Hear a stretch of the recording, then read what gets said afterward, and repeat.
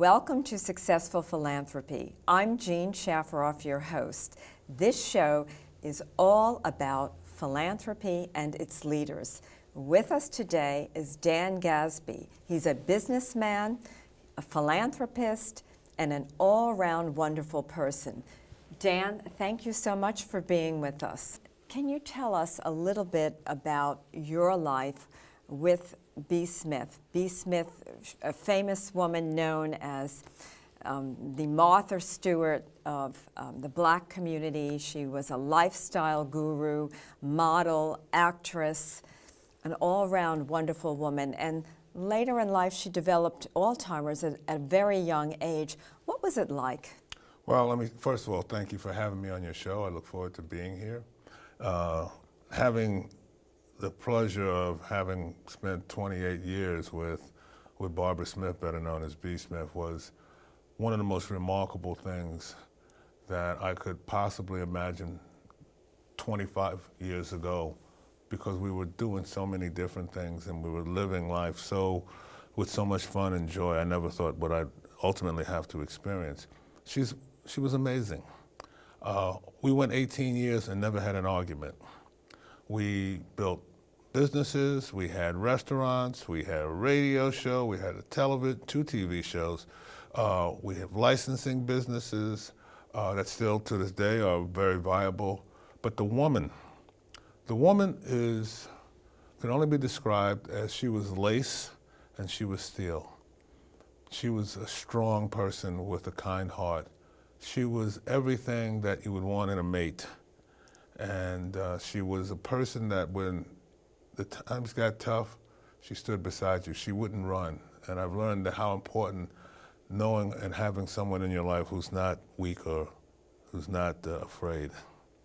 Yes, and you were partners together. Not only were you lovers, were you marriage partners, but you worked in business together, correct? Yes. Not in the beginning, but I think later on in your marriage? It evolved as I started to see things that were going on in her business life, and I realized that there were some injustices, and she asked me to get involved, and it took off from there. And what kind of injustices? Were these racial injustices? When you're Black in America, you always have this 800-pound, quote-unquote, gorilla of being Black and having to deal with people that don't think you are deserving or don't believe you own it or don't believe you're smart enough. It's a constant situation. But she was strong, and that's the thing. When I look back over my life now, relationships I've had, I appreciate that she wasn't a weak person and she couldn't handle pressure. She could handle anything. Well, I remember your wife as being someone very beautiful. She was someone who would light up a room like you never see before, and also very stoic and very strong, and you were with her all the time. I remember that also. Mm-hmm. You don't remember this, but we met many, many years ago at a charity event. We were sitting at the same table together, and it was at the Bridgehampton Country Club. Oh, right. And I just was so impressed with the two of you, and I was really, truly delighted to have been seated with you. But yes, being a Black and being in America, especially now, there's with everything coming to the forefront. But people are talking about it more freely, Finally. And I think it's a good thing, because I think that a lot of people, who are not in your situation don't understand. They don't realize that life is more difficult, or they didn't realize. And so I think to have an open conversation about this for our viewers, I think is a good thing. But before we talk about that, let's go back to your life with B and the two of you. So you met, you were, I don't know how old, I met her, the beauty of it was, I met her at a Valentine's Day I was having with my, at the time, wife, who ultimately left me. But she was impressed that I brought presents on Valentine's Day and then presented them individually, from flowers before the salad and Chanel No. 5 back in those days, which was a big item before the soup came, and then a pearl necklace. And one of the waitresses told her about what I had done, and I'd come in at 5 o'clock, and we want to have dinner at 7. And so that's how I first met her. And when I first looked at her, So you were with your first wife. I was with my first wife. And you were showering your wife with all these beautiful gifts. Exactly. It was like a little bit of a melody. It was a total melody. It was a song. I was trying to be the orchestra director and trying to play the symphony of romance. And what woman doesn't love that? well, you're right. I mean, most women on Valentine's Day, they're just happy to be with somebody. And then, so your wife was with you, and so you met then, and I guess maybe... Well, this is the thing that I really want to impress upon you, Jean. I had never met anyone that had a smile that was like a 3-tiered light. The closer she got, the bigger the smile got. And then when she looked at you, it was like it went from 50 to 100 watts to 500, not even 150 to 500. And when she smiled at you, you know what love is, and you know what decency is. And she was so confident. And I think that's the big thing that I remember, is that she was confident, she was kind. She was a good woman. She was a great woman. And when she walked in the room, candles would flicker. And that was the thing that made me, and this you is... You fell in love. It sounds like But I didn't fall in love then. The thing I said to myself was, man, I wish I had somebody in my family just like that. And as things would go on, my wife left me. She got an annulment from her then husband. And I had created a TV show with Natalie Cole that she did this little song called Unforgettable. We all remember that. And I had the show and this whole situation, and the show was canceled 2 weeks before that album came out, and it was the biggest of the 80s. But as they say, when one door closes, another opens. I was living on the West Coast, coming back to the East Coast.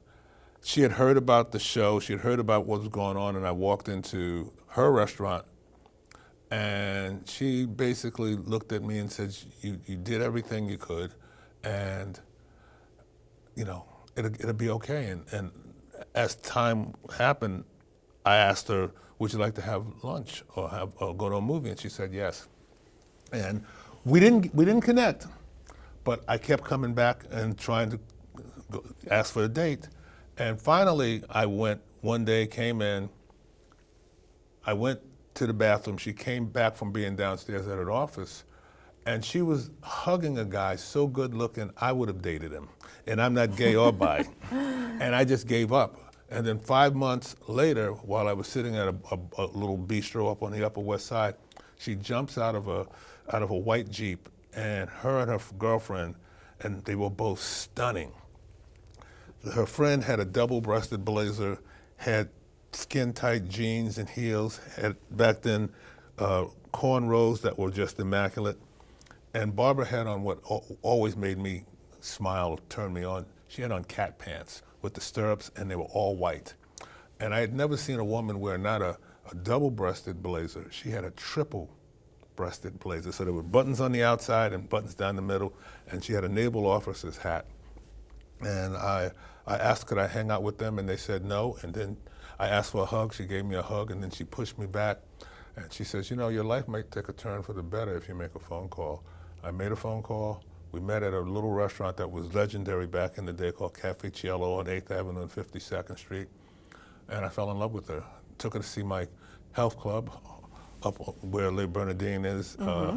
And I walked her to 52nd Street and 7th Avenue, kissed her on the cheek.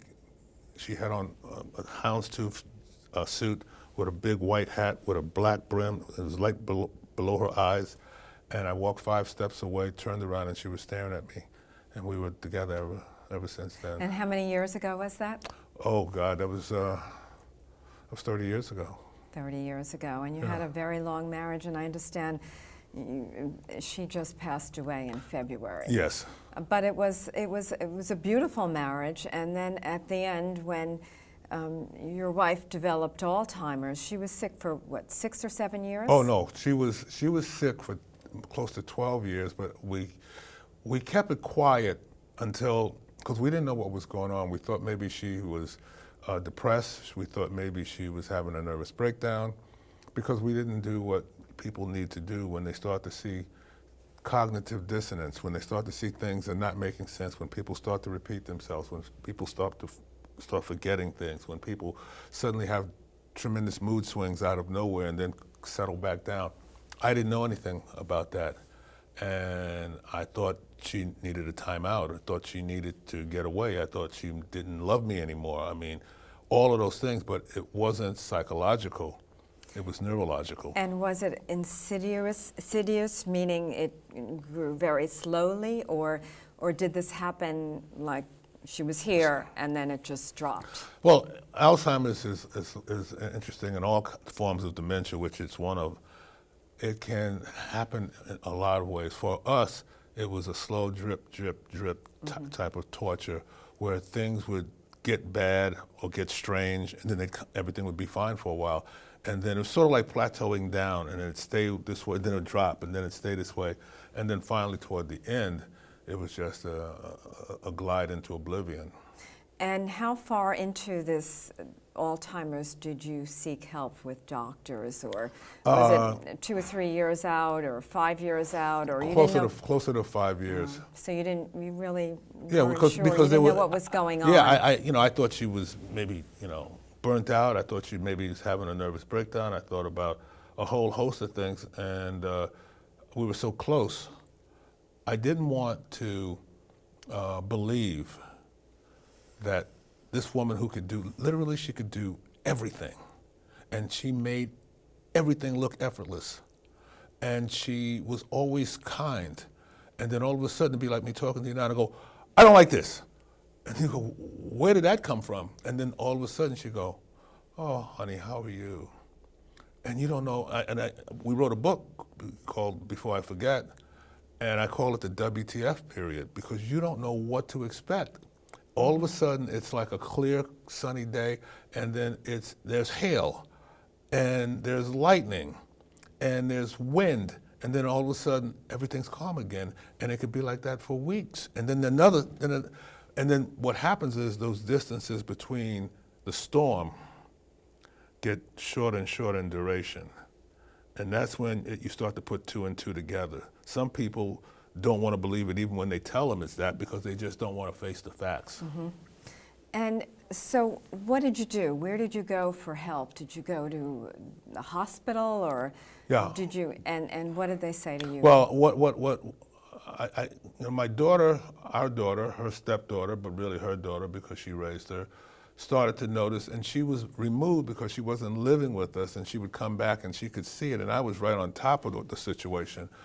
And finally, I called up a buddy named Bobby Friedman, and he was affiliated with Mount Sinai, and I went to see a woman named Jane Martin, and we had cognitive tests taken, and the same kind of test that the president that asked to take, and those little things that you find they can't do suddenly say there's something going on that's more than just memory loss.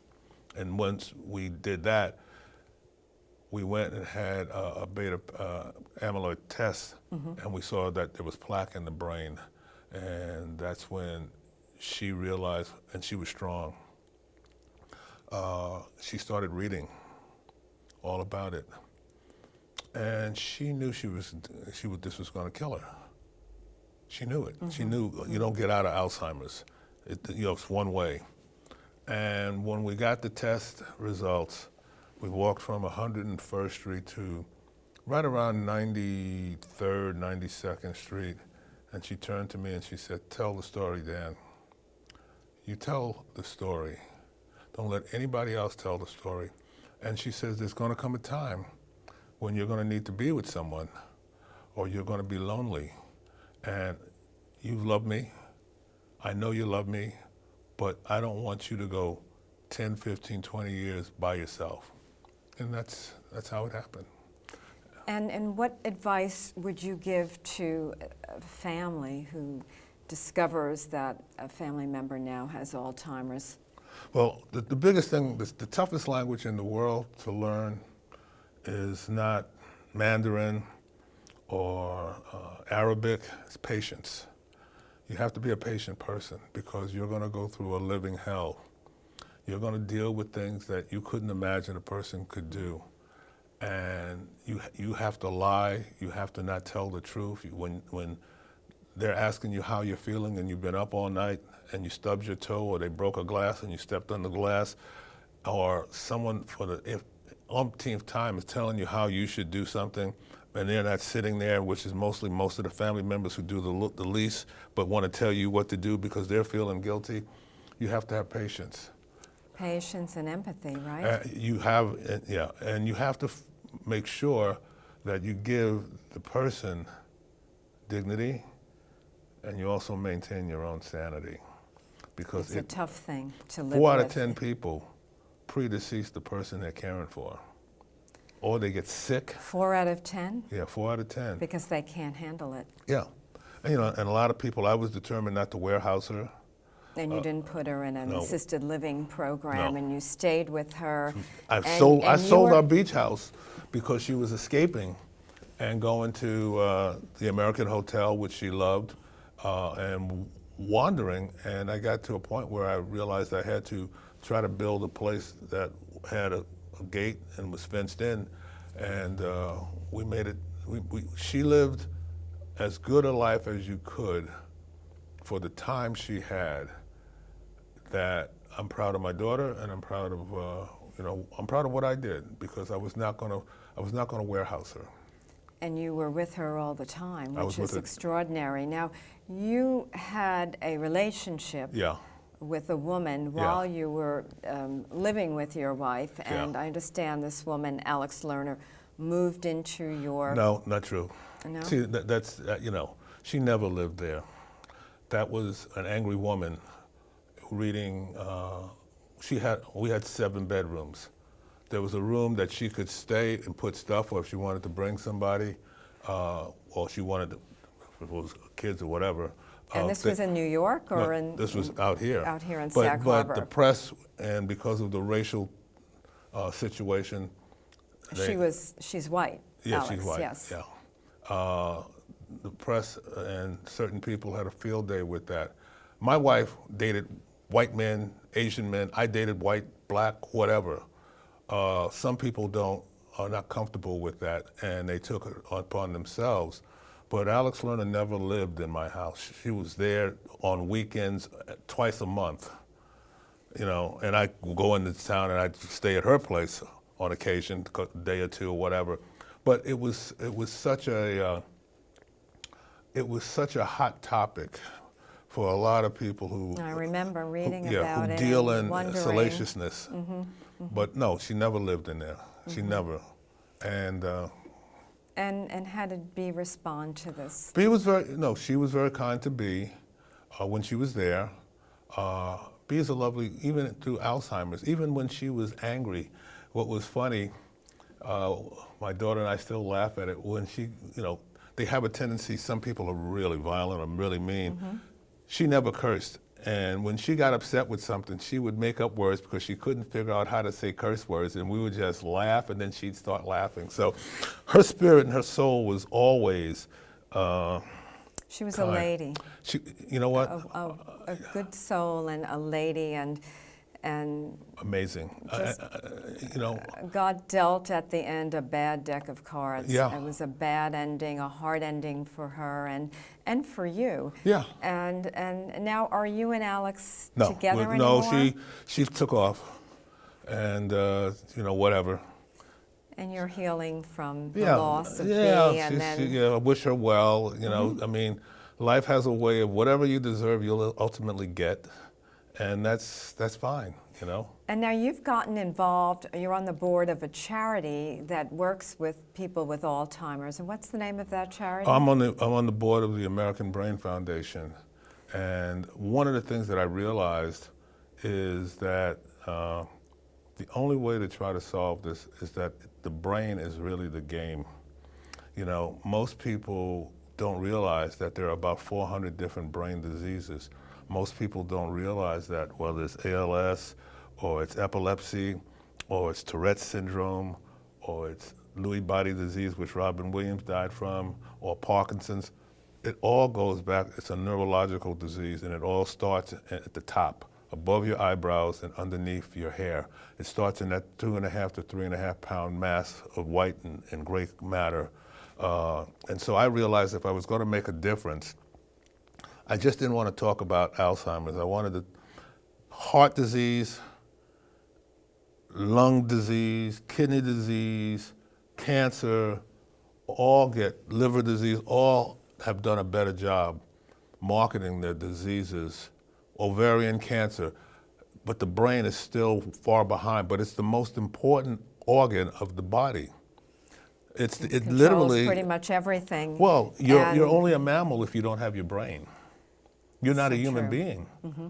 You know, you can replace, you know, parts of your eyes, you can replace your kneecaps, you can replace heart, but you can't replace the brain. That's where your humanity resides. Well, we have to learn more about how to care for our brains and then about how it works. And I think science is a long way off from solving these problems, but there are groups like the Rita Hayworth Foundation that are involved in research, and your charity that is involved in research. And then people have to hear from people like you, Dan, to learn what they can do should they be in a situation where someone near and dear to them is coming down with Alzheimer's or has Alzheimer's, because it's a rocky road and it's a tough road for most caregivers and then for family members. And I think you've done a pretty decent job of number one, getting through it. And I feel for you because I feel like you've suffered a lot, and it's been a hard thing for you. And I'm just praying and hoping that now, because you're a wonderful man, and you and your wife were always so loved as a couple, and now you're on your own, and I'm just hoping that you're going to have another life, a life moving forward where you find a new partner and someone that can make you happy. And I'm also looking at you as someone who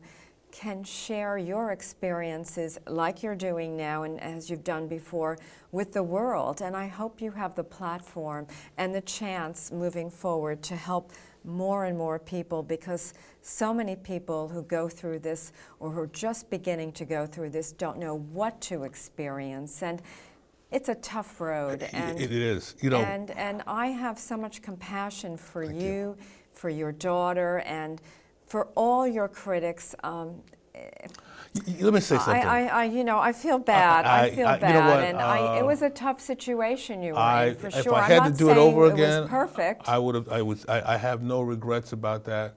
But you know what I learned? I learned about strength.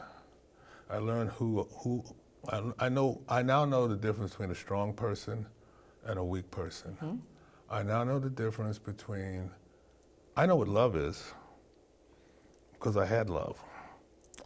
I also know that in life, sometimes people come into your life for a period of time and then they disappear. They poof. Mm. You know, they can't handle it. Mm-hmm. And you can try to make them look as good as you can, but they can't handle it.